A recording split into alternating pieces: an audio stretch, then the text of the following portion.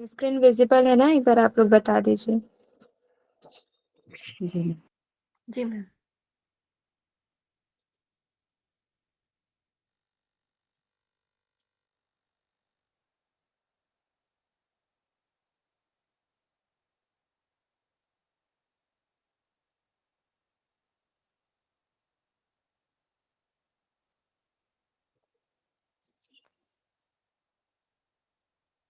चलिए, आज की क्लास में आप सभी का स्वागत है।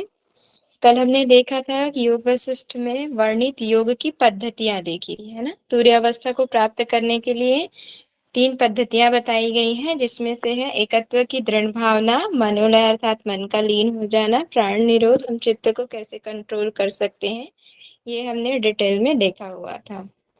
ठीक है, मनोलय के उपाय, प्राण निरोध के उपाय क्या क्या बताए गए हैं। फिर हमने मुमुक्षु व्यवहार प्रकरण में आचार्य शुक्ल का व्याख्यान देखा था। आज हम उससे आगे देखेंगे।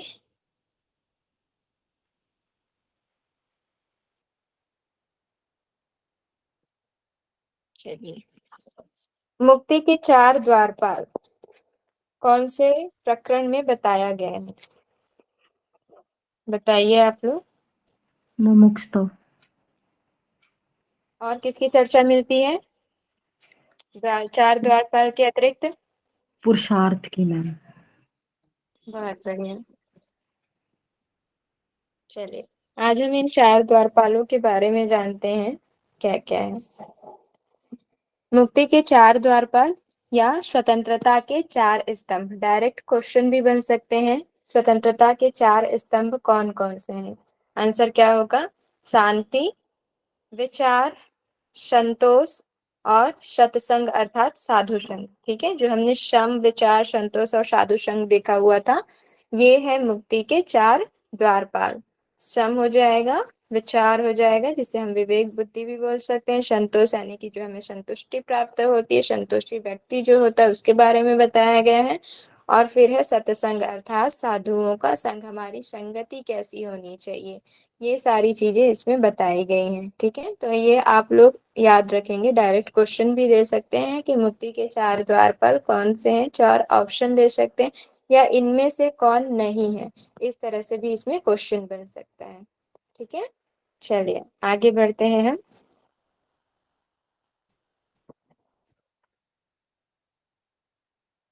अब हम इन्हें डिटेल में जानेंगे। श्रम क्या होता है, विचार क्या है, संतोष क्या है, ठीक है, साधु संगति क्या होती है। दुख सुख होने पर भी शांति बनाए रखना शम कहलाता है। ठीक है, चाहे दुख हो या सुख हो, हमको समत्व का भाव रखना है ना, शांति बनाए रखना है। बहुत अधिक दुख है तो हमको विचलित नहीं होना है, बहुत अधिक सुख है तो भी हमको उसमें प्रेरित नहीं होना है। ठीक है, समत्व का बना समत्व भाव रखना है, उसे हम शम कहते हैं। सम से श्रेय की प्राप्ति होती है, शम परम पद है। सम से श्रेय अर्थात श्रेष्ठता, श्रेष्ठ का श्रेय का अर्थ होता है जो श्रेष्ठ यश देने वाला, श्रेष्ठता, कीर्तिमान बनाने वाला। ठीक है, तो सम से जो सम व्यक्ति है, जो शांत व्यक्ति है, ठीक है, अगर वो शांत है तो उसको श्रेय की प्राप्ति होती है। और परम पद, परम पद अर्थात मन शांत हो जाता है, जिसमें कोई भी इच्छा शेष नहीं रह जाती। क्लियर है? सम ही शिव है। ठीक है, शिव को, भगवान शिव को आपने देखा होगा, वो कैसे समत्व की भावना रखते हैं, हर परिस्थिति में शांत रहते हैं। ठीक है, तो यहाँ पर बोला जा रहा है सम ही शिव है, शम भ्रांतियों का निवारण है। यदि हम शांत रहते हैं तो जो भी भ्रम उत्पन्न होता है उसे भी जो है शांत जो है दूर कर सकते हैं। ठीक है, तो ये बताया जा रहा है कि सम जो है भ्रांतियों का निवारण है। शम से अलंकृत चित्त वाले के शत्रु भी मित्र बन जाते हैं, अर्थात जो शांत व्यक्ति होता है, ठीक है, सम से अलंकृत यानी कि शांत चित्त वाले व्यक्ति के जो शत्रु होते हैं वो भी मित्र बन जाते हैं। आगे देखते हैं। संयुक्त व्यक्ति परम शुद्ध है, विष्णु तुल्य है। ठीक है, जो मन से शांत होता है, चित्त से शांत होता है, ठीक है, जो मन का अच्छा होता है, जो वो व्यक्ति जो है परम शुद्ध होता है और विष्णु तुल्य अर्थात विष्णु के समान होता है। ठीक है, क्वेश्चन आ सकता है इसमें, समयुक्त व्यक्ति कैसा होता है? आपको उसमें दे देंगे विष्णु तुल्य, शिव तुल्य, ठीक है। इस तरीके से क्वेश्चन आ सकता है। तो क्या होगा, जो श्रम युक्त व्यक्ति होता है विष्णु तुल्य होता है और साथ ही साथ परम शुद्ध होता है। आगे बढ़ते हैं। समयुक्त व्यक्ति के दुख, चिंता और तृष्णा जो है नष्ट हो जाते हैं। जो समयुक्त व्यक्ति होता है अर्थात शांत चित्त व्यक्ति जो होता है, उसके दुख, चिंता और तृष्णा, वे सारी चीजें जो है नष्ट हो जाती है। शर्त क्या है, हमको शांत रहना है चाहे परिस्थिति कैसी भी हो। तो यहाँ पर जो है संयुक्त व्यक्ति की विशेषता बताई जा रही है, ठीक है, कि श्रम से जो रहित श्रम से ग्रसित व्यक्ति जो है कैसा होता है।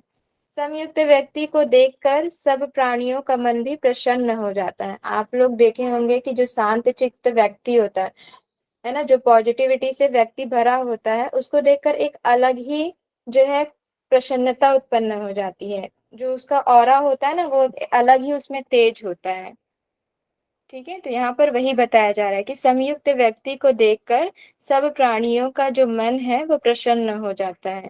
अधिकतर इसमें हम उदाहरण ले सकते हैं, गुरु को ले सकते हैं, है ना, भगवान को ले सकते हैं। भगवान की मूर्तियां, हम मंदिर जाते हैं तो मन ऑटोमेटिक जो है वो शांत हो जाता है, ठीक। तो संयुक्त व्यक्ति को देखकर सब प्राणियों का मन जो है वो प्रसन्न हो जाता है, यानी पॉजिटिविटी से भर जाता है।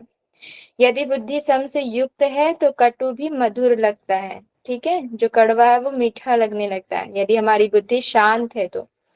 जिस व्यक्ति के संपूर्ण अंग सम शांति से परिपूर्ण हो, उसे दुख भी पीड़ा नहीं पहुंचा सकते। अर्थात यहाँ पर स्थित प्रज्ञ योगी की बात की जा रही है। जैसे भगवत गीता में स्थित प्रज्ञ योगी की क्या विशेषता है, बताइए आप लोग, किसे स्थित प्रज्ञ योगी कहा जाता है? आंसर करें एनीवन। यही बताया हुआ मैम, जिसका जिसकी चित्त बुद्धि शांत स्थिर हो है। मैम। हाँ, स्थिर बुद्धि वाला, चित्त शांत शांत हो, है। हाँ ठीक है। तो जिस व्यक्ति के संपूर्ण अंग सम शांति से परिपूर्ण हो और दुख में भी वो विचलित नहीं होता है, ठीक है, समत्व का भाव रखता है, तो चाहे कितना भी दुख हो उसे दर्द नहीं होगा, पीड़ा नहीं पहुंचा सकता। शांत पुरुष जो है संसार में श्रेष्ठ है, ठीक है। जो शांत व्यक्ति होता है वो संसार का विजेता होता है, संसार को जीत लेता है, ठीक है, और वही संसार में श्रेष्ठ कहा जाता है। आगे देखते हैं। क्रूर, कुटिल और मृदु, मृदु अर्थात सज्जन व्यक्ति, सभी व्यक्तियों का समयुक्त व्यक्ति पर विश्वास होता है, ठीक है। जो क्रूर होते हैं, कुटिल अन्यायी होते हैं, मृदु जो सज्जन व्यक्ति होते हैं, इन सभी इस प्रकार के जो व्यक्ति होते हैं उन सभी का समयुक्त व्यक्ति अर्थात शांत चित्त व्यक्ति पर विश्वास होता है। सम से अत्यंत और अतुल्य सुख की प्राप्ति होती है। सम बुद्धि से किया गया प्रत्येक कार्य अति स्वादु लगता है। अर्थात सम से जो है, जो शांत व्यक्ति है उसको परमानंद की प्राप्ति होती है, ठीक है। अतुलनीय अतुल्य सुख जिसकी कोई तुलना ना की जा सके, उसकी प्राप्ति होती है। और सम बुद्धि से किया गया प्रत्येक कार्य सही होता है, ठीक है, इसलिए इसे यहाँ पर अति स्वादु लगता है, यानी कि अच्छा लगता है बोला जा रहा है। जो सभी प्रकार के द्वंद्वों और विपरीत परिस्थितियों में सम रहता है वह शांत कहलाता है, ठीक है। जो सभी प्रकार के, चाहे कितना भी द्वंद्व क्यों ना हो, हर प्रकार के द्वंद्व को सहन करते हुए विपरीत परिस्थितियों में जो सम रहता है वह शांत कहलाता है।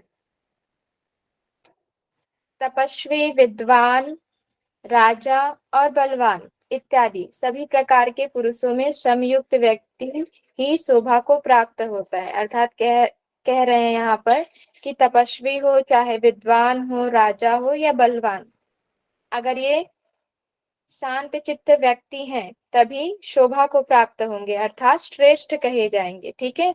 और अगर इनमें जो है शम का गुण ही नहीं है तो क्या ये श्रेष्ठ कहे जाएंगे? नहीं। इसलिए कहा जा रहा है कि तपस्वी हो, विद्वान हो, राजा हो या बलवान, इन सब में भी जो है शम की विशेषता होनी चाहिए, ठीक है, समत्व का भाव होना चाहिए, तभी वे शोभा को प्राप्त होते हैं, अर्थात अच्छे कहे जाते हैं, श्रेष्ठ कहे जाते हैं। क्लियर है? तो इतनी सारी जो विशेषताएं बतलाई हैं वो श्रम युक्त व्यक्ति के लिए बतलाई गई हैं, ठीक है, कि समत्व का भाव हमें कैसे धारण करना है, हर परिस्थिति में हमको समत्व का भाव रखना है। इन सब चीजों को ध्यान में रखते हुए भी आप भी समयुक्त व्यक्ति बन सकते हैं, इसलिए कोशिश करिए कि हर परिस्थिति में हम कैसे शांत रहें। चलिए आगे बढ़ते हैं। नेक्स्ट है विचार। विचार अर्थात विवेक बुद्धि। इस संसार में दो चीज जो है मेन है, एक तो मन है और दूसरा विचार। सारी चीजें, जो सारा खेल होता है मन का और विचारों का ही होता है। ठीक है, आइए देखते हैं विचार के लिए क्या क्या कहा जा रहा है। विचार से बुद्धि तीक्ष्ण होकर परम पद का दर्शन करती है। ठीक है, विचार से बुद्धि तीक्ष्ण यानी कि जो हमारी बुद्धि है वो शार्प होती है। ठीक है, जैसे मान लीजिए क्लास में 40 बच्चे हैं, 50 बच्चे हैं, तो क्या सभी को कहा जाएगा इंटेलिजेंट?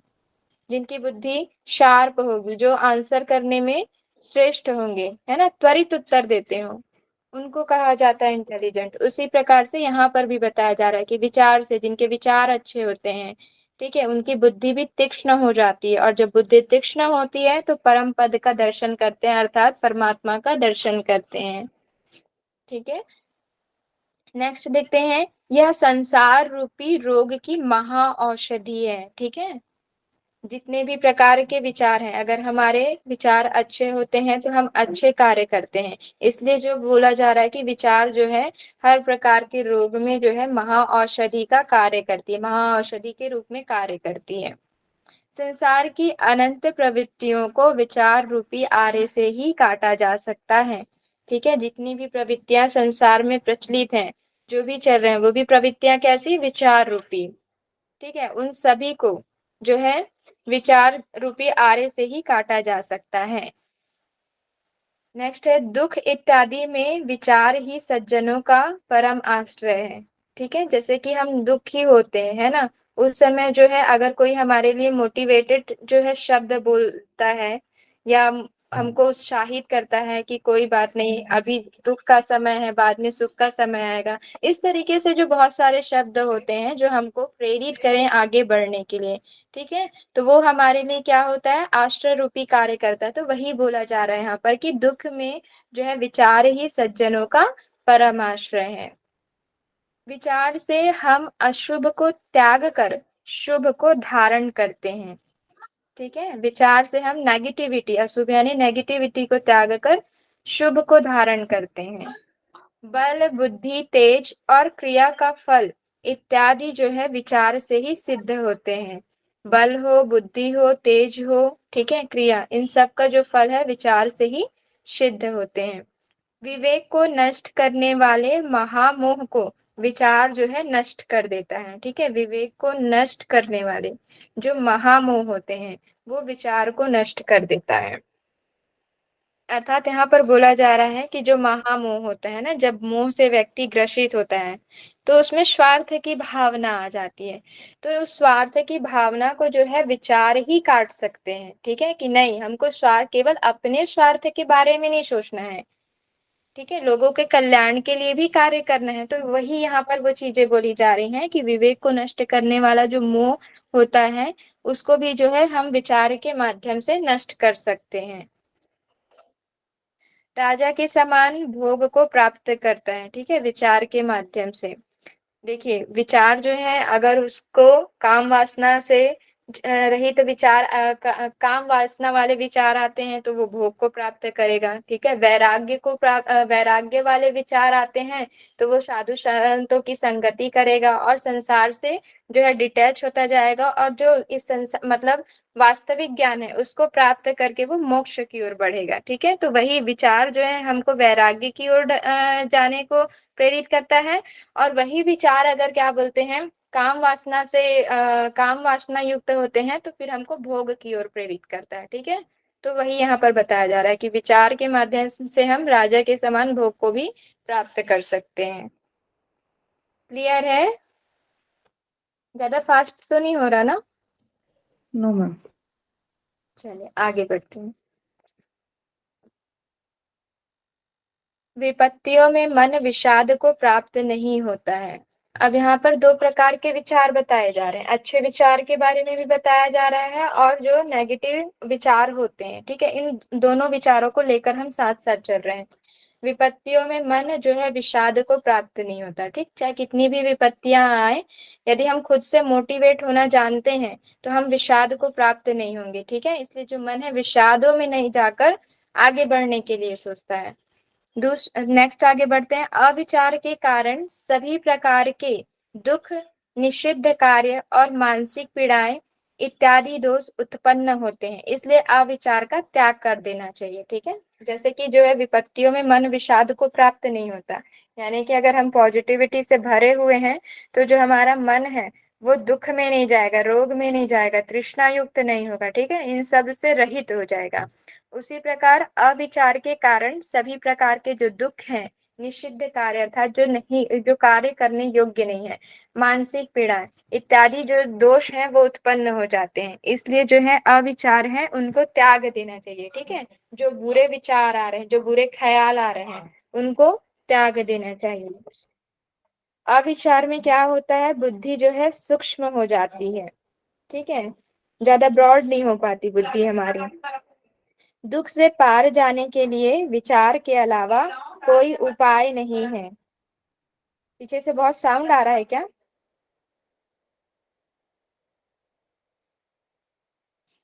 मेरी आवाज आ रही मैम है? आ रहा है पर मैम आ रहा है पर नॉट टू वरी, आप कंटिन्यू कर सकते हैं। ओके ठीक है। दुख से पार जाने के लिए विचार के अलावा कोई उपाय नहीं है। ठीक है, यानी कि अगर हमको दुख से पार जाना है तो हमको अच्छे विचारों के बारे में सोचना होगा। ठीक है, जिसमें विचार नहीं वह दरिद्र है, दुखी है, अर्थात जिसमें विचार नहीं है, जो विचारहीन है, ठीक है, वह दरिद्र है और दुखी है, ये बोला जा रहा है।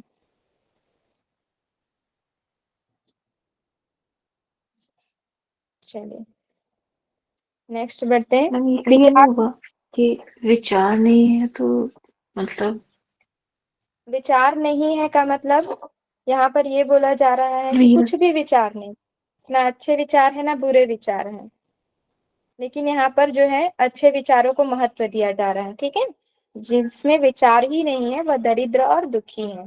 क्लियर है?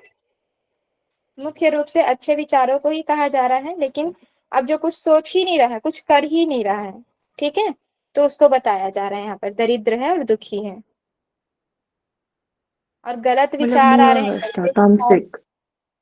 हाँ मूढ़ावस्था तामसिक बिल्कुल जो शांत होता है वो वाला, मतलब जो कुछ भी नहीं कर रहा हाँ, ऐसा बोल सकते मूढ़ावस्था हैं। में। हम्म, जी ठीक है। ठीक है। जी जी। चलिए, इसलिए यहाँ पर कहा जा रहा है विचारहीन की उपेक्षा करो। जैसे पातंजलि योग सूत्र में किसकी उपेक्षा करने को बोला जाता है, बताइए, किसमें कौन से नंबर के सूत्र में बताया गया है? 33 नंबर उपेक्षा। मैत्री करुणा पापी मुदिता मैत्री करुणा मुदिता उपेक्षा न सुख दुख पुण्य पुण्य भावना भावना से भावना चित्त प्रसन्नता की उपाय। ठीक, उसी प्रकार यहाँ पर भी विचारहीन की उपेक्षा करने को कहा जा रहा है। ठीक है, जिसके पास विचार नहीं वह निर्जन स्थान पर उगे वृक्ष की तरह है। ठीक है, निर्जन स्थान अर्थात बंजर भूमि पर जिसके पास विचार नहीं है वह निर्जन स्थान पर उगे वृक्ष की तरह है। इसमें दुख विनाश होता है, विचार से तत्व ज्ञान होता है, और तत्व ज्ञान से मन जो है ये विभ्रांति नहीं होगा, विश्रांति होगा। ठीक है, इसलिए इसको आप लोग विश्रांति कर लीजिए।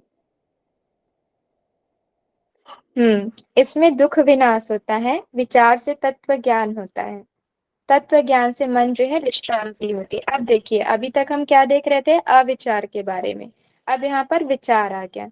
विचार अर्थात अच्छे विचार। ठीक है, तो अच्छे विचार से क्या होता है, दुख का विनाश होता है। ठीक है, दुख जो है हमारी नष्ट होती है, विचार से तत्व ज्ञान होता है। ठीक है, यथार्थ नॉलेज, तत्व ज्ञान से मन जो है विश्रांति होती है, अर्थात मन जो है शांत हो जाता है। इसमें असीम आनंद की प्राप्ति होती है। किसमें? विचार से, अच्छे विचार से असीम आनंद की प्राप्ति होती है। ठीक है, विचार वाला व्यक्ति जो है उदासीन हो जाता है। मैम असीम का यहाँ बट जिसका सीमा नहीं हो ऐसा मानेंगे ना, बहुत हाँ आनंद मिलता हाँ, बहुत आनंद, जिसकी कोई सीमा ही नहीं, अनंत है। ठीक है, जिसकी हम शब्दों में भी बयान नहीं कर सकते, ऐसा भी बोला जा सकता है। विचार वाला व्यक्ति उदासीन होता है। परमात्मा परंत जो विचार है वह श्रेष्ठतम है, अर्थात परमात्मा से रिलेटेड जो विचार आ रहे हैं वह श्रेष्ठ विचार है बोला जा रहा है। एक क्वेश्चन यहाँ से भी बन सकता है, विचार वाला व्यक्ति कैसा होता है? आंसर क्या होगा? कैसा होता है? उदासीन। उदासीन होता है। उदासीन का अर्थ बताइए, क्या समझ रहे हैं आप लोग? उदासीन मतलब समता का भाव रहना, मतलब ना तो लेफ्ट ना राइट, ऐसा समता बीच में रहना है ऐसा। हाँ, वेरी गुड ये पवन जी, बहुत बढ़िया। ठीक ये है, भी कह सकते हैं कि अगर जो विचार कर रहा है तो इसका मतलब वो सांसारिक दुखों में अभी तक जुड़ा हुआ है। हाँ, संसारिक दुखों में फिर ये उसके विचार के ऊपर डिपेंड करता है कि वो जी कैसे विचार तो उसके अंदर उठ रहे हैं। ठीक है, जी कैसे विचार जी आ रहे हैं। अच्छा जी। हम्म, तो एक क्वेश्चन तटस्थ तटस्थ बोलते हैं वही है ना मैम, उदासीन? तटस्थ, इसका एक्चुअल वर्ड तो अभी मुझे याद नहीं आ रहा है। हाँ, तटस्थ ही होगा मे बी शायद, क्योंकि मतलब जैसा कि अभी एग्जांपल दिया ना वैसे ही, मतलब ना अच्छा ना बुरा, उसको कोई फर्क नहीं पड़ रहा ऐसा। स्थित और प्रज्ञ बोल सकते। जी बोलिए। हाँ, कोई कुछ मतलब बोलना हम चाह रहा जानते हैं ना, जिसमें हाँ इसमें पीएच वैल्यू नहीं पढ़ते हैं, अम्ल क्षार लवण बीच में उदासीन होता है, न्यूट्रल होता है, ऐसा भी इलेक्ट्रॉन प्रोटॉन जैसे होता है, न्यूट्रॉन में कोई प्रकार का आवेश नहीं, आवेशहीन होता है, इस प्रकार को समझ सकते हैं। ये समता का भाव ये सभी समझ सकते हैं उदासीन में। मतलब उसमें किसी है। प्रकार का आवेश ना हो ऐसा, ना ठीक है, पॉजिटिव ना नेगेटिव ऐसा। ये जो तटस्थ वर्ड है ना, इसका मैं मीनिंग आपको फिर कल बता दूंगी प्रियंका मैम, ठीक है? जी जी। ओके, चलिए आगे बढ़े फिर। जी मैम। चलिए अब देखते हैं हम विचार का स्वरूप कैसा है। मैं कौन हूँ, यह संसार रूपी दोष मुझे कैसे प्राप्त हुआ? मैं कौन हूँ, यह संसार रूपी दोष मुझे कैसे प्राप्त हुआ? इस प्रकार का न्याय पूर्वक अर्थात शास्त्र पूर्वक परामर्श करना विचार कहलाता है। ठीक है, अगर मन में ऐसे विचार आ रहे हैं, मैं कौन हूँ, इस संसार रूपी यह जो संसार है मुझे कैसे प्राप्त हुआ, इस धरती पर आने का मेरा क्या उद्देश्य है, भगवान जी क्यों भेजे हैं मुझे इस धरती पर, इस तरह के से अगर विचार आ रहे हैं तो वो विचार अच्छे विचार हैं। ठीक है, क्योंकि इसमें हम कम से कम परमात्मा के बारे में तो सोच तो रहे हैं, हमारे क्या उद्देश्य है इसके बारे में हम सोच तो रहे हैं। तो इस तरह के जो विचार होते हैं वो अच्छे विचार कहलाते हैं। ठीक है, परामर्श करना विचार कहलाता है, न्याय पूर्वक शास्त्र पूर्वक विचार कहलाते हैं। विचार से तत्व ज्ञान, तत्व ज्ञान से आत्मा में विश्रांति, जिससे मन में शांति और संपूर्ण दुखों का विनाश होता है। ठीक है, क्या बोला जा रहा है? विचार से तत्व ज्ञान की प्राप्ति होती है। तत्व ज्ञान अर्थात वास्तविक ज्ञान क्या है, यथार्थ ज्ञान क्या है, कि यह संसार जो है नश्वर है, केवल और केवल सत्य जो है परम पिता परमात्मा है ना, सर्वशक्तिमान ही इस संसार में व्याप्त है, उनके बिना कुछ नहीं होने वाला। अगर इस तरीके से विचार आ रहे हैं तो हम तत्व ज्ञान को प्राप्त कर ले रहे हैं। ठीक है, तत्व ज्ञान से आत्मा में विश्रांति होती है अर्थात शांत अनुभव करता है कौन? आत्मा, जिससे मन भी शांत हो जाता है और संपूर्ण दुखों का विनाश हो जाता है। जैसे आचार्य शुक को सब चीज तो नॉलेज हो गया था, सब चीज उन्होंने जान लिया था। ठीक है, लेकिन उनको भ्रम था क्या कि एक्चुअल में मैं सच में वास्तविक ज्ञान को जानता हूँ या फिर और कुछ शेष रह गया जानने योग्य। फिर जैसे ही राजा जनक जी ने उनका भ्रम दूर किया तो क्या हुआ? तत्व ज्ञान वे तो पहले से ही जानते थे, तो जो भ्रम था, जो अज्ञानता छाई हुई थी है ना, वो हट गया। वो हटा तो क्या हुआ? उनकी जो आत्मा है शांत हो गई। ठीक है, और आत्मा शांत हुई तो मन भी शांत हो गया, और मन शांत हुआ तो सारे दुखों का विनाश हो गया, जो वो उनका मन इधर उधर भटक रहा था। अगर सामान्य रूप से जो व्यक्ति अगर हम देखते हैं तो वो इधर उधर के दुख से पीड़ित रहते हैं, कुछ नहीं तो विचारों के दुख से ही वो पीड़ित रहते हैं, कि इस प्रकार के अच्छे विचार आ रहे हैं तब तो ठीक है, और बुरे बुरे विचार आ रहे हैं तो वो उनसे भी परेशान होता है। ठीक है, तो वही यहाँ पर बोला जा रहा है कि विचार से तत्व ज्ञान से आत्मा में विश्रांति, और जब हम आत्मा हमारी शांत हो जाती है तो मन भी शांत हो जाता है और सारे दुखों का विनाश हो जाता है, यानी सारे दुख जो है नष्ट हो जाते हैं। सारे दुख जब नष्ट हो जाएंगे तो क्या होगा, हमारा जो चित्त है वो शांत होगा और ईश्वर की भक्ति में हमारा जो है मन लगने लगता है ना, सारी चिंताओं से मुक्त होकर। इसलिए हमेशा कहा जाता है क्या, चिंता छोड़कर चिंतन करिए, प्रभु की भक्ति में अपने मन को लगाइए। क्लियर है? जी मैम। चलिए अब देखते हैं संतोष। संतोष व्यक्ति जो है इस संसार में सबसे सर्वश्रेष्ठ व्यक्ति है। पतंजलि योग सूत्र में भी सूत्र है ना, कौन से नंबर का बताइए संतोष आप लोग? संतोषाम परम सुखम, ऐसा है।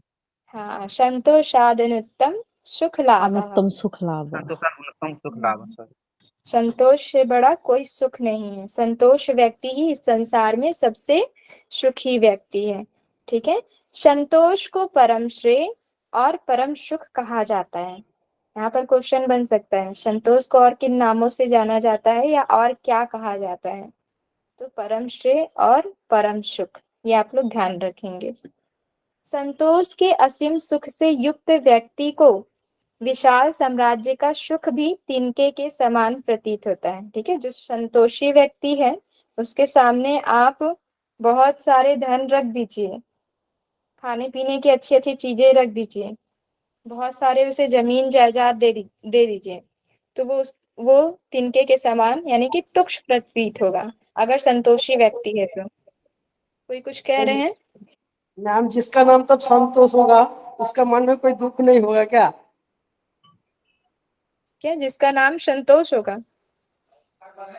देखिए, नाम से क्या होता है, संतोष नाम है लेकिन उसके अंदर संतोष ही नहीं है तो फिर वो कैसे सुखी व्यक्ति हो सकता है? ठीक है, संतोष नाम होने पर नाम के साथ साथ गुण भी वैसी ही होना चाहिए। चलिए आगे बढ़ते हैं। हाँ no no ma'am, please continue. ठीक है, चलिए आगे बढ़ते हैं। संतोष व्यक्ति विकट से विकट परिस्थितियों में भी सुख से रहित नहीं होता। जिन्होंने संतोष रूपी अमृत पिया हुआ है उन्हें अतुलनीय भोग सामग्री भी विष तुल्य लगती है। ठीक है, संतोष युक्त व्यक्ति जो है कितनी भी कठिन से कठिन परिस्थितियां हो, ठीक है, वो सुख से रहित नहीं होता। और संतोष रूपी अमृत पिया हुआ है, जिन्होंने संतोष रूपी अमृत पिया हुआ है उन्हें अतुलनीय भोग सामग्री भी विष तुल्य लगता है। ठीक है, चाहे कितने भी भोग की सामग्री हो वो उनके कुछ काम का नहीं है अगर वो व्यक्ति संतोषी हो तो। ठीक है, क्लियर है? जी मैम। वह व्यक्ति जो अप्राप्त विषय की इच्छा नहीं करता, जो क्रमशः प्राप्त सुख व दुख को भोग करता है, वह संतोषी है। ठीक है, अप्राप्त विषय अर्थात जो विषय प्राप्त नहीं है उसकी वो इच्छा नहीं करता, जो चीज उसके पास नहीं है उसकी वो इच्छा नहीं करता, जो है उसी में ही सुखी रहता है, उसी में ही जो है दुख को वो भोग करता है, पर वह संतोषी होता है कहा जा रहा है। संतोषी व्यक्ति के मुख पर सदैव लक्ष्मी विराजमान रहती है। ठीक है, जो संतोषी व्यक्ति होता है उसके मुख पर सदैव लक्ष्मी विराजमान रहती है। चलिए संतुष्ट व्यक्ति के लक्षण देख लेते हैं। अप्राप्त वस्तु की इच्छा का त्याग करने वाला, प्राप्त होने पर संभाव में रहने वाला। ठीक है, संतोष व्यक्ति के जो लक्षण होते हैं वो बताया जा रहा है। अप्राप्त वस्तु अर्थात जो वस्तु उसको प्राप्त नहीं है, ठीक है, तो जो प्राप्त नहीं है वो उसकी इच्छा का भी त्याग कर देता है, मतलब चाह वो रखता नहीं है कि अगर मेरे पास ये वस्तु नहीं है तो मेरे पास आ जाए, इस तरह का वो इच्छा नहीं करता। प्राप्त होने पर समभाव में रहने वाला, ठीक है, अगर प्राप्त हो भी गया तो उसमें भी सब वो समत्व का भाव रखता है। वस्तु की प्राप्ति तथा अप्राप्ति में सुख और दुख में रहित व्यक्ति संतुष्ट व्यक्ति कहलाता है। प्राप्त हो गया तो ठीक, नहीं प्राप्त हुआ तो भी ठीक, उसमें वो संतुष्ट जो है संतुष्टि का भाव रखता है। ठीक है, उसी व्यक्ति को ही संतुष्ट व्यक्ति कहा जाता है। क्लियर है? तो अप्राप्त वस्तु की इच्छा का त्याग करने वाला, प्राप्त होने पर संभाव में रहने वाला, वस्तु की प्राप्ति तथा अप्राप्ति में सुख और दुख में रहित व्यक्ति, ठीक है, वो व्यक्ति जो है संतुष्ट व्यक्ति कहलाता है।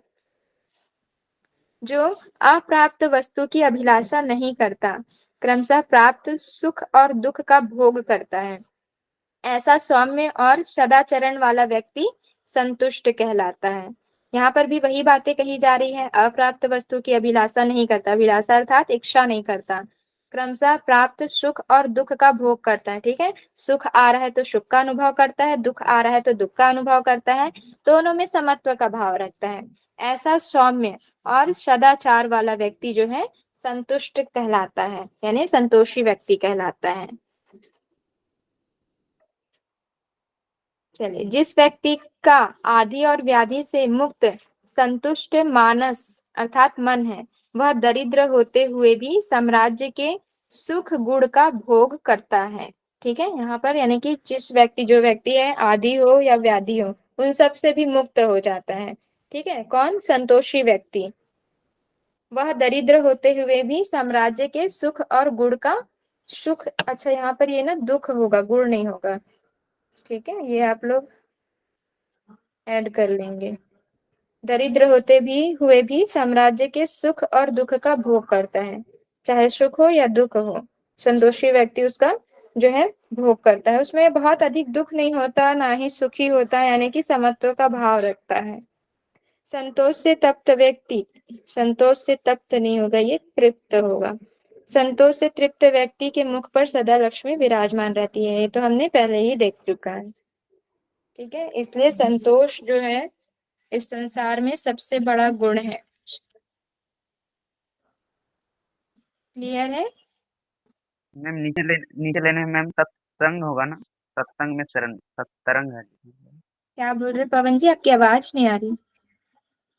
जो नीचे लाइन में मैम, एक नीचे लाइन में है संसार रूपी महासागर के सत शरण होगा ना, संत शरण, हाँ, ये होगा संत शरण, सत्संगति होगी, संतरण। एक मिनट में देखती संत हूँ। शरण मतलब संत के शरण में जान संत।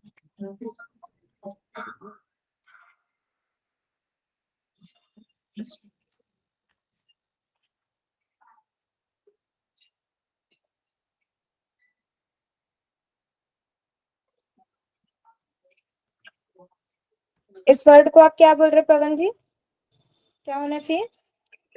संत शरण ऐसा अच्छा, संत शरण। हो हाँ, ये सकता संत शरण ही होगा। है, कन्फर्म ही बोले, लेकिन लग रहा है ऐसा ही होना चाहिए, क्योंकि अब जा रहे हैं उनकी संगति में जा रहे हैं इसीलिए। ठीक है, ये इसे भी आप लोग सुधार कर लेंगे, मैं इसको सुधार करके फिर आपको भेज दूंगी। ठीक है, चलिए आगे बढ़ते हैं हम।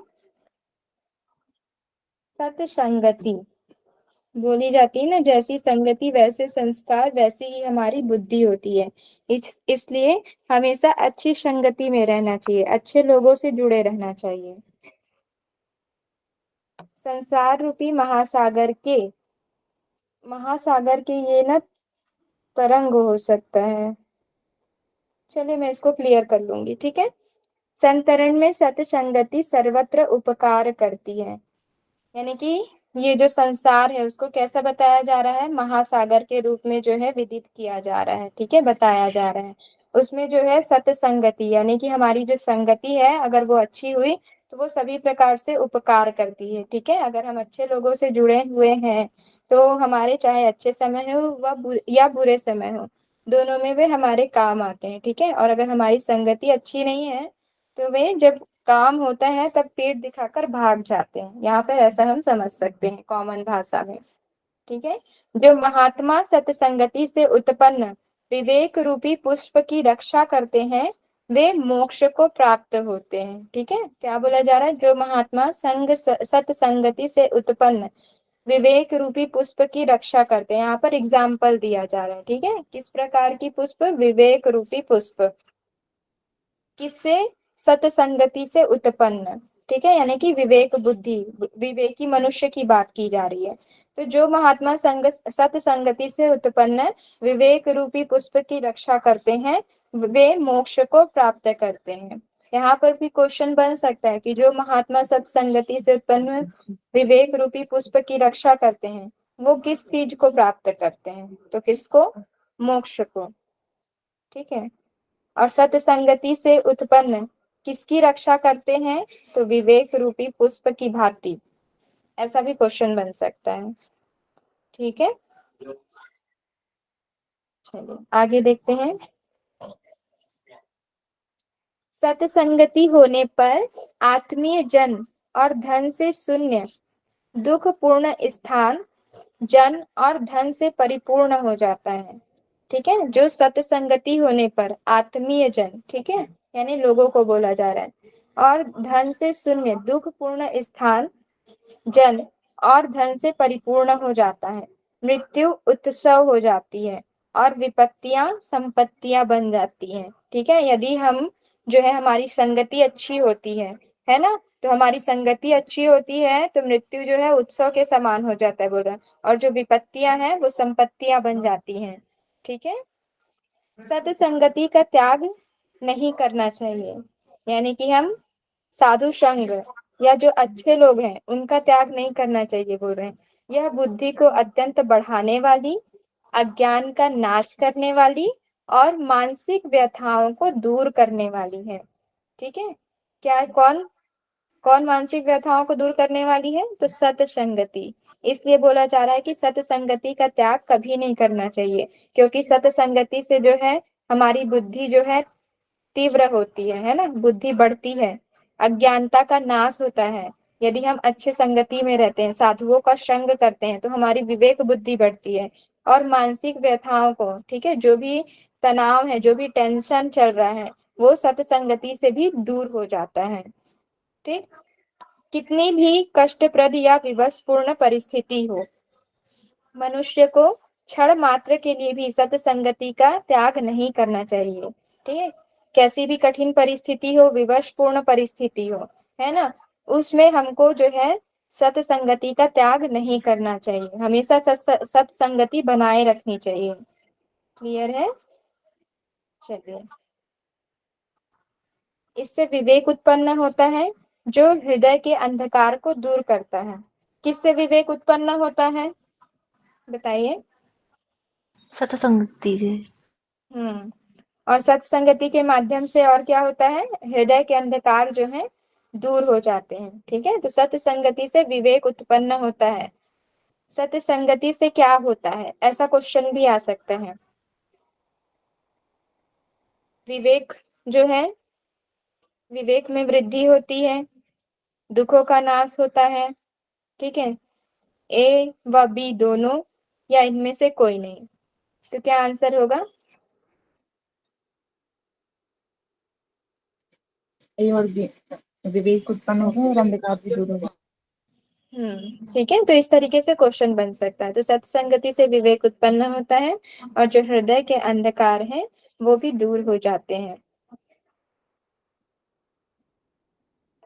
ये चारों संसार रूपी सागर में मग्न हुए लोगों के तरने के उपाय हैं।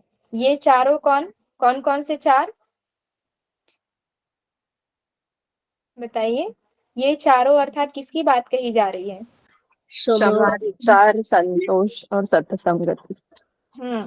ये चारों अर्थात जो है सम है, संतोष है, विचार है, सत्संग है ना, ये चारों जो है संसार रूपी सागर में मग्न हुए लोगों के तरने का उपाय अर्थात मोक्ष प्राप्त करने के उपाय हैं। जो संसार में भूले हुए हैं, है ना, जो संसार के भोगों का क्या कर रहे हैं? भोग रहे हैं, भोगों को भोग रहे हैं, परमात्मा को भूल गए हैं ना। परमात्मा के लिए उनके पास बिल्कुल भी टाइम है ही नहीं, भक्ति करने का टाइम है ही नहीं, मंत्र जप करने का टाइम है ही नहीं। हम अभी से क्या करेंगे, जब हमारा समय आएगा तब कर लेंगे बोलते हैं ना, लेकिन जब समय आएगा तब शरीर साथ नहीं देगा, मन शांत नहीं देगा। क्यों? क्योंकि मन तो बार बार उधर ही भागेगा, किधर? संसार की ओर ही। इसलिए हमेशा क्या बोलते हैं, प्रभु के लिए भी समय निकालना चाहिए। जैसे हम प्रभु में फ्रेश फूल चढ़ाते हैं ना, बासी फूल तो नहीं चढ़ाते।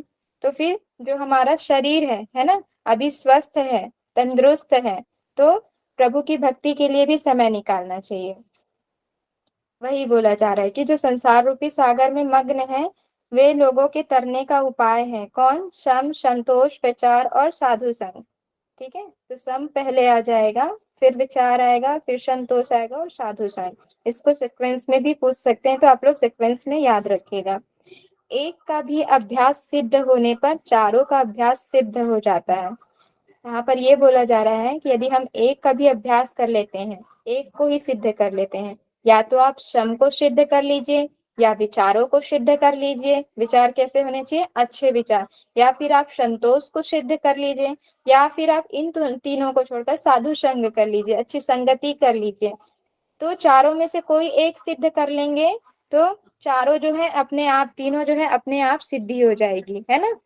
ये वही बोला जा रहा है कि एक का भी अभ्यास सिद्ध हो जाने पर चारों का अभ्यास सिद्ध हो जाता है। अतः हमें चारों की सिद्धि के लिए एक का ही प्रयत्न पूर्वक अभ्यास करना चाहिए। ठीक है, यदि हम इसमें से किसी एक चीज को सिद्ध कर लेते हैं तो ये जो तीन है वो ऑटोमेटिक ही अपने आप सिद्ध हो जाएगी। ठीक है, तो ये चीजें बोली जा रही हैं। इन चारों में से कोई भी एक सिद्ध कर लीजिए, या तो आप संतोष को सिद्ध कर लीजिए, या सत्संग को सिद्ध कर लीजिए, या विचार या समति। चारों में से कोई एक कर लीजिए, तीनों अपने आप ही हो जाएगा। ठीक है, तो चार द्वारपालों का जो स्वरूप कैसा है? संतोष से परम लाभ यानी कि परम लाभ की प्राप्ति होती है, सत्संग से परम गति आती है, विचार से परम ज्ञान प्राप्त होता है और सम से परम सुख की अनुभूति होती है। ठीक है, तो इनका स्वरूप भी पूछा जा सकता है। डायरेक्ट भी क्वेश्चन दे सकते हैं कि संतोष का स्वरूप कैसा होता है, तो परम लाभ।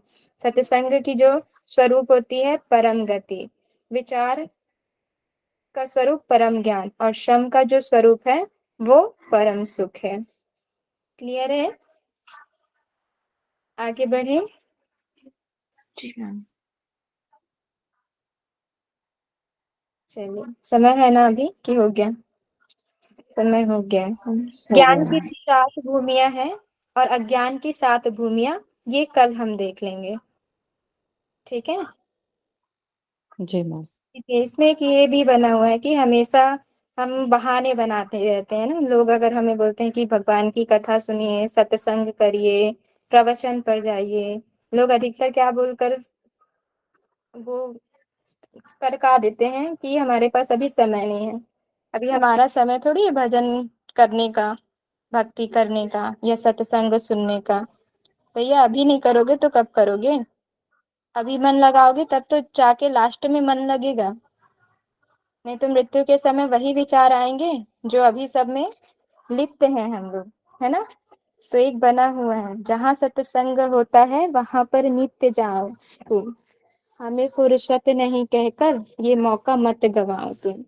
इसलिए अपने कर्तव्यों का भी पालन करिए, अपने कार्यों का भी जो है अपने कार्यों को भी करते रहिए, और साथ ही साथ प्रभु की भक्ति के लिए भी समय निकालिए। ठीक है, तो ये था, ये सारी चीजें आज बताई जा रही थी कि सम